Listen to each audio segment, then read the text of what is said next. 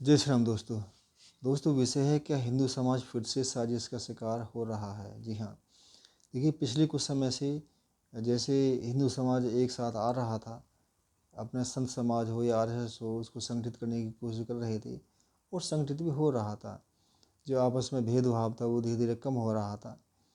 लेकिन देखिए ये जो हिंदू समाज का संगठित होना था, ये दूसरी शक्तियों को जो कि यानी कि जो विधर्मी शक्तियाँ हैं उनको हमेशा से खटकती हैं, क्योंकि उनको पता है कि अगर हिंदू समाज एक साथ आ जाएगा, इकट्ठा हो जाएगा, तो उनकी नहीं चलेगी और वो जो हिंदू समाज को तोड़कर मेजॉरिटी पर जो सत्ता अपनी चलाती हैं, यानी कि राज करती हैं, वो उनके सपने पूरे नहीं हो पाएंगे। लेकिन कुछ ऐसी पार्टियां जो शक्तियां हैं कि जो विधर्मियों को साथ देती हैं और हिंदू समाज को तोड़ मरोड़ कर, उनको बांट कर हिंदुओं पर ही राज करती हैं। लेकिन पिछले कुछ समय से जब हिंदू समाज संगठित हुआ तो उनकी जो आकांक्षाएं वो ख़त्म होती जा रही थी। उनको देखिए, उनको पता है कि हम सामने से तो लड़ नहीं सकते, इसलिए उन्होंने बैक डोर से यानी पिछले दरवाजे से साजिशें करके ये जो आंदोलन है वो शुरू कराएं। जैसे यूजी का कानून है या फिर केजी की और साजिशें होती रहती हैं।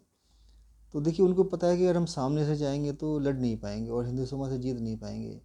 और इसमें देखिए जैसे अभी टीवी डिबेट्स में चल रहा था, हिंदू समाज जो अपना स्वर्ण समाज कहते हैं वो आंदोलन कर रहा है। लेकिन उसके साथ साथ ही सुगबुगाहट ये भी है जो जिसको हम सो कॉल्ड पिछड़ा समाज कहते हैं, वहाँ के कुछ लीडर्स भी आके उल्टे पुल्टे बयान दे रहे हैं, यानी कि वो भी अपने लोगों को भटकाने की कोशिश कर रहे हैं।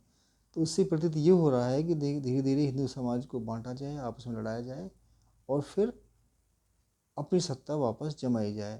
तो ये देखिए अपने समाज के लिए भी खतरा है। ऐसा नहीं है कि अगर ऐसा होगा तो हमारा समाज सुरक्षित रहेगा, चाहे स्वर्ण समाज हो या फिर जो दूसरा समाज है वो सुरक्षित नहीं रहेगा और देश भी सुरक्षित नहीं रहेगा। तो दोस्तों ये बहुत सोच समझने की बात है कि हम किसके हाथों में खिलौने बनते जा रहे हैं।